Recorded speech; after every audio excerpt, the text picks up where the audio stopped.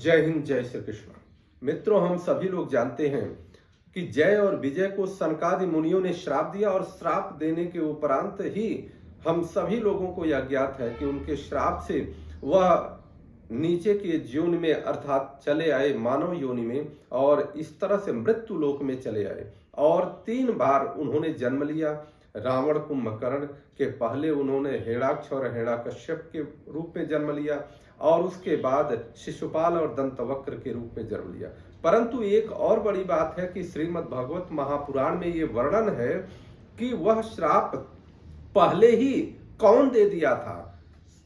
जय और विजय को शनकादि मुनियों ने जब श्राप दिया, उसी श्राप को पहले ही किसी ने दिया था। वह कौन दिया था, इसमें आज वर्णन हम सुनेंगे। कितनी सुंदर बात है। शास्त्रों का अध्ययन बहुत आवश्यक है, तब जाकर के हमारा मन मस्तिष्क पूरा खुलेगा और हम ईश्वर की प्राप्ति की दिशा में चल पाएंगे और समझ पाएंगे।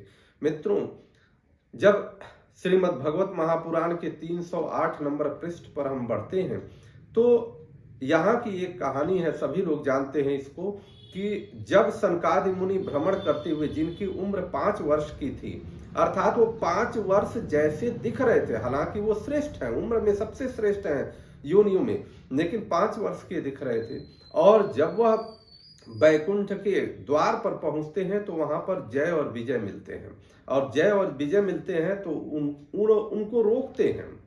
जय और विजय ने सनकादि मुनियों को रोक दिया और रोकने के पश्चात वो कहते क्या, मुनि क्या कहते हैं कि अरे द्वारपालो, जो लोग भगवान की महती सेवा के प्रभाव से इस लोक को प्राप्त होकर यहाँ निवास करते हैं, वे तो भगवान के समान ही समदर्शी होते हैं। अर्थात तुमको भी उन्हीं के प्रकार से होना चाहिए, तुम दोनों भी उन्हीं में से हो, किंतु तुम्हारे स्वभाव में इतनी विषमता क्यों है। उसी पर जब वह क्रोधित होते हैं और कहते हैं कि तुमको भगवान के समान ही समदर्शी यहाँ होना चाहिए, तुमको समझ लेना चाहिए कि यहाँ पर सनकादि मुनि क्यों आए हैं, किस लिए आए हैं और किस प्रकार से आए हैं। तो इसलिए वो श्राप देते हैं और श्राप में संस्कृत में भी लिखा हुआ 309 नंबर पृष्ठ पर वह श्राप दे रहे हैं, कह रहे हैं, तद्वा मनुष्य परमस्य विकुंठ भर्तु करतु प्रकिष्टमिह धीमहि मंद धीम्या लोकानि तो ब्रजतन मंतर भाव दृष्टया पापी शस्त्र इमे रिपवोष यत्र।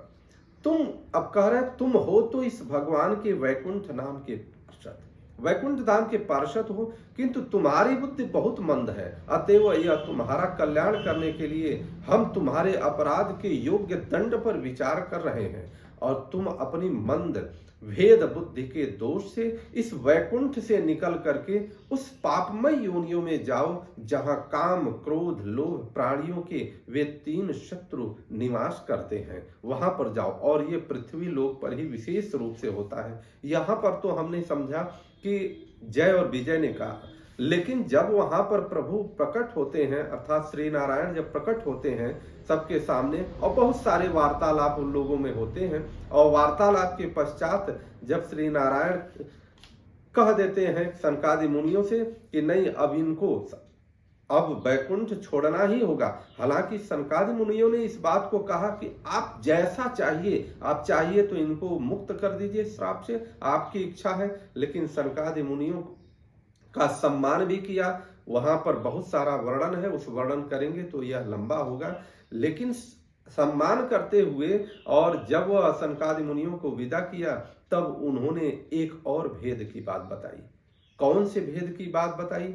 यह भेद की बात प्रभु बताते हैं कि तुमको तो श्राप पहले ही मिल चुका था। इसका वर्णन कहाँ मिलता है कि पृष्ठ संख्या 316 पर श्रीमद् भागवत महापुराण में आप देखेंगे कि यहाँ प्रभु कहाँ कहते हैं कि 30वें नंबर श्लोक में वह कहते हैं कि ए तत्पुरैव निर्दिष्टम रमया क्रुद्ध्या यदा अपुरापवारिता द्वारी विशंति मप्युपारति। अब कह रहे हैं, एक बार जब मैं योग निद्रा में स्थित हो गया था तब तुमने द्वार में प्रवेश करती हुई लक्ष्मी जी को रोका था। याद दिलाते, तुमने लक्ष्मी जी को रोका था।